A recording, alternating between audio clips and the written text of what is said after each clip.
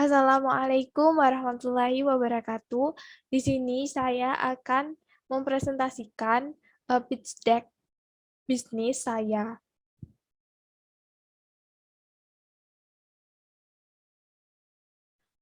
Baik, bisnis saya adalah bisnis yang bernama Warblak Prapatan.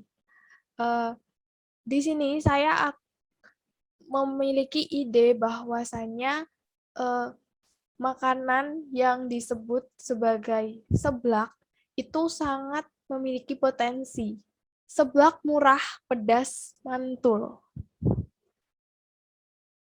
Big Vision dan Goal. Di sini saya memikirkan beberapa visi dan goal dari bisnis saya. Yang pertama, memberikan rasa puas dan senang bagi food traveler dan menikmat pedas. Jadi, seblak ini adalah salah satu makanan pedas. Menurut saya bisa menjadi tujuan daripada food travel dan penikmat pedas.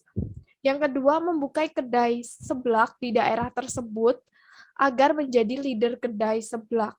Jadi di daerah yang akan saya jadikan tempat, itu adalah daerah di mana kedai seblak itu sangat jarang. Yang kedua, kuliner pedas yang murah dan enak. Permasalahan yang terjadi.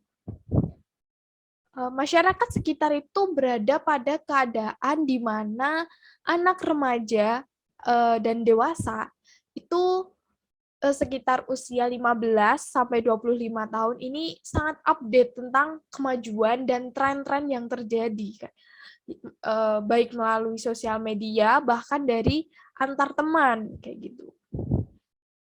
Jadi banyak dari masyarakat juga yang memiliki kepuasan tersendiri terhadap makanan-makanan pedas. Selain itu, masyarakat itu memiliki ketertarikan terhadap makanan-makanan dari daerah lain. Lalu, kalaupun ada kedai seblak, itu memiliki variasi produk yang kurang menarik perhatian daripada masyarakat atau konsumen. Lalu solusi apa yang saya berikan? Solusi yang saya berikan itu adalah produk yang kami tawarkan adalah salah satu tren masa kini. Yang di mana-mana tuh sering banget dibicarakan di TikTok, IG, bahkan Facebook, WA, itu banyak banget anak-anak muda yang suka sama seblak. Dan makanan ini karena ini makanan khas dari daerah lain gitu ya, daripada daerah yang akan saya buka kedainya ini, jadi kurang dari kurang nih orang yang buka kedai seblak tuh kurang. Dan kedai ini tuh mungkin bisa menjadi yang pertama di daerah itu. Solusi yang lain memiliki tingkat kepedasan dengan takaran dalam batas yang tidak membahayakan. Jadi para penikmat pedas tuh kadang suka yang menantang gitu ya. Tetapi saya akan memberikan hal yang menantang itu dengan batasan yang tidak membahayakan ya. Mungkin ya sewajarnya pedas tapi yang bisa diatasi kayak gitu. Lalu variasi seblak yang akan saya launch nanti itu adalah variasi-variasi yang dapat menarik perhatian masyarakat. Market size. Jadi target pasar saya itu adalah desa-desa yang sudah saya cantumkan di sini, yaitu Desa Kedong Maron, Bajulan, Sumbersari, dan Bener. Nah, lokasi yang akan saya jadikan tempat itu adalah perempatan Boto, di mana perempatan Boto ini menghubungkan antara Kedong Maron, Bajulan, Sumbersari, dan Bener. Orang-orang yang dari desa ini, desa-desa yang saya sebutkan itu kebanyakan akan melewati lokasi perempatan Boto ini. Lalu dengan data yang saya cari sudah tercantum jumlah penduduk yang ada di masing-masing desa. Dan jika ditotal jumlahnya adalah sekian. Dan perkiraan yang saya lihat gitu ya di masyarakat, perkiraannya itu 70% dari jumlah ini itu berada di usia 15 sampai 20 tahun. Sampai 25 tahunan. Jadi usia ini adalah usia target pasar saya. Nah, di sini target pasar saya itu yang pertama remaja dan dewasa, usia 15 sampai 25 tahun. Kedua, orang-orang yang suka jajan, orang-orang yang suka kuliner, orang-orang yang suka coba-coba kayak gitu. Yang ketiga itu penikmat pedas. Orang penikmat pedas tuh pasti bukan cari ya, dia akan mengunjungi tempat-tempat yang mencantumkan bahwasannya kepedasan itu adalah salah satu dari menunya. Yang keempat itu pelajar. Jadi perempatan Boto ini juga dekat dengan sekolah, jadi mungkin bisa menjadi tujuan dari para siswa-siswa pulang sekolah atau lagi main sama teman-temannya.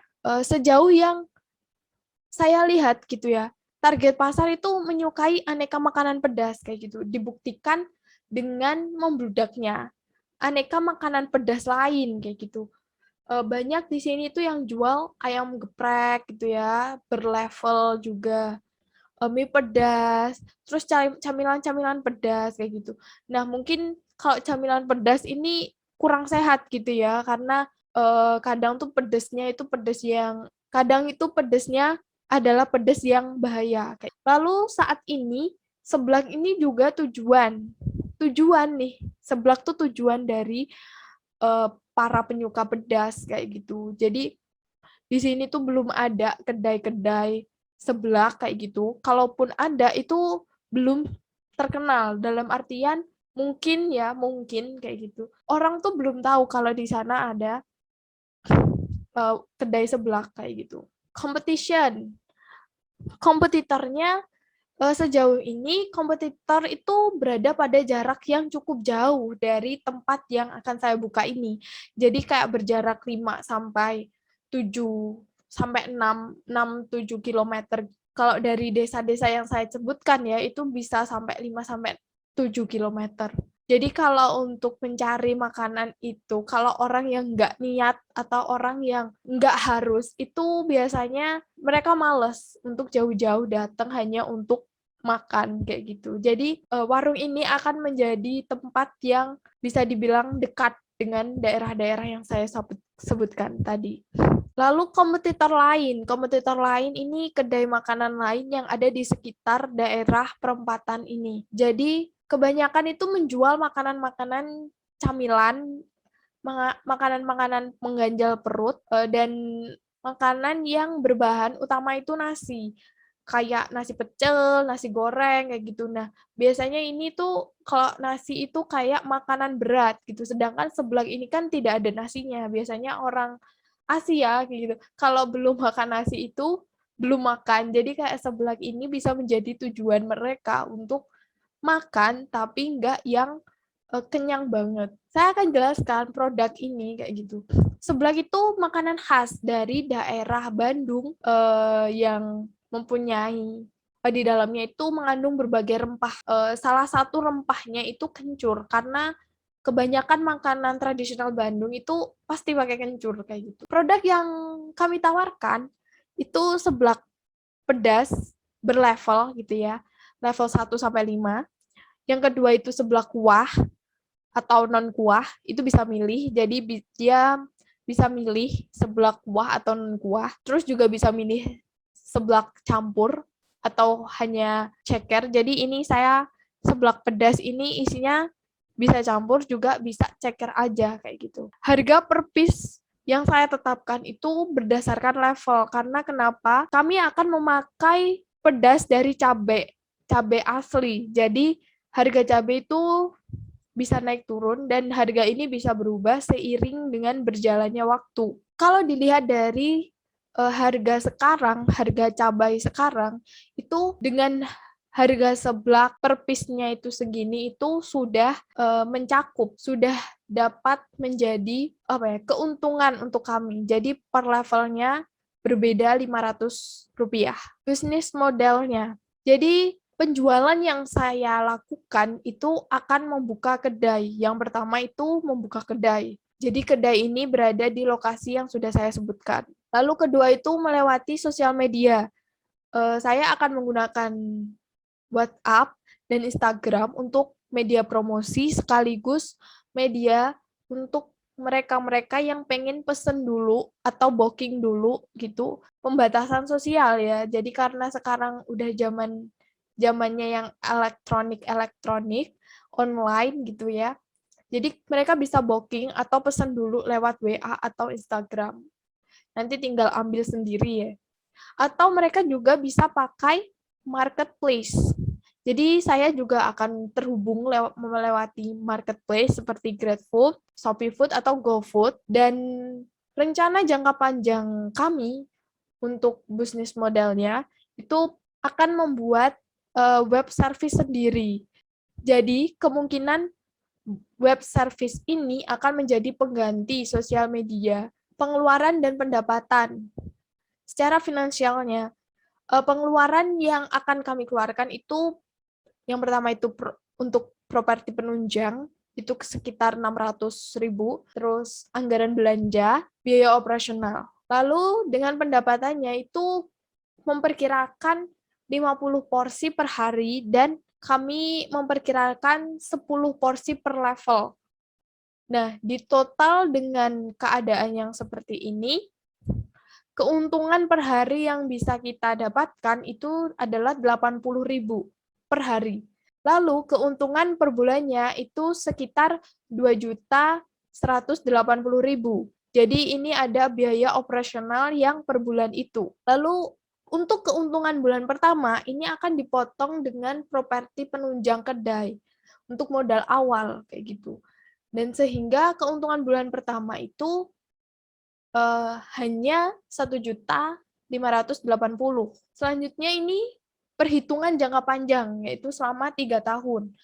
Dalam 3 tahun ini ada 12 bulan dan dikurangi 1 bulan pertama yang sudah tertera di slide sebelumnya. Anggaran belanja dalam 3 tahun itu sekitar 336 juta, lalu biaya operasional selama 3 tahun itu juga 7.700.000, lalu totalnya menjadi 373.700.000. Lalu untuk pendapatannya dari penjualan itu 400.000 per hari itu menjadi 420 juta rupiah. Sehingga dapat diketahui keuntungan selama 3 tahun kedai ini berjalan atau usaha ini berjalan itu adalah sekitar 46.300.000 rupiah. Analisis SWOT. Jadi mengenai kekuatan dari bisnis ini adalah lokasi kedai yang sangat strategis karena dia menghubungkan 4 desa. Pasti orang dari 4 desa ini tuh sering melewati jalan perempatan ini. Yang kedua, weakness, kelemahannya. Kelemahannya dari usaha ini atau dari rancangan usaha ini itu kontrak kerja antar anggota tim kami belum mencapai kesepakatan. Yang ketiga itu opportunity, peluang. Peluangnya itu apa? Makanan seblak ini tuh trendy di kalangan remaja dan dewasa ini. Yang kedua itu karena belum ada warung atau kedai yang di salah satu menunya itu mengandung menu seblak kayak gitu, belum ada. Yang terakhir itu treat, jadi ketakutan yang kami pikirkan itu adalah harga. Harga yang mungkin dianggap mahal oleh konsumen atau masyarakat yang ada di sekitar ini. Dan juga mungkin saja bisa dianggap sebagai makanan yang tidak sehat. Dan ini adalah tim kami, Nurul Faisa, itu saya sebagai CEO dan pelaksana, lalu Miftakul Nur Hasanah, teman saya, menjadi wakil CEO dan pelaksana. Yang ketiga, Lutfidiah Rahmawati sebagai pengaturan uang dan pelaksana. Terima kasih. Apabila teman-teman atau saudara-saudara ingin bertanya kepada kami, silakan kami persilakan melewati akun Gmail saya atau WA saya, atau langsung saja ke website dari usaha kami. Terima kasih.